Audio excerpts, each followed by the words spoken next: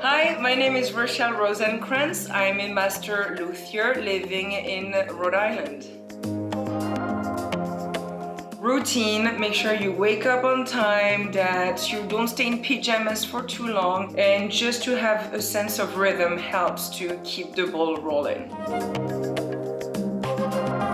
In my industrial design days, we were working remote all the time. I feel like I apply what I've learned in industrial design to what I do now. I've been able to work on many projects in the past with people I've never got to meet, and it was possible, so why not again?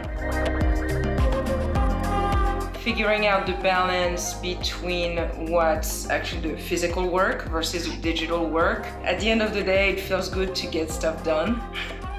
And when it's just a lot of emails and a lot of meetings, even though a lot of things were done, it doesn't feel like it. And honestly, it affects my mood. So I need to make sure that physically I can see the progress on my workbench. Then I'm like, okay.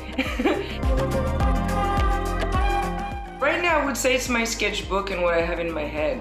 Sketching mechanically without thinking, just in a very meditative way, then something can get unlocked and have an epiphany moment and start to actually solve problems that way. I go on my deck. I'm lucky to have a little bit of outdoor space. I play music. I started to pick up yoga. I thought I would like it, but I realized I like it more than I anticipated. I don't go to bed until my next day is figured out. I've been doing that only for the last year. I wish I've done that way sooner. Because the next day you start, you get up and you already own your day. You don't like start to say, oh, I should do this. No, maybe I should do that. And you turn into a hummingbird and then it's 10 a.m. I made 40 face shields last week and I dropped off 34 to a nursing home in Pawtucket. My customer base are musicians, and musicians currently are not really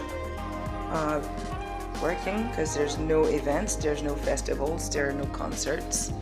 As far as vendors, they're closed, so it means that, well, I start to learn how to use a CNC machine, and I'm getting a laser cutter.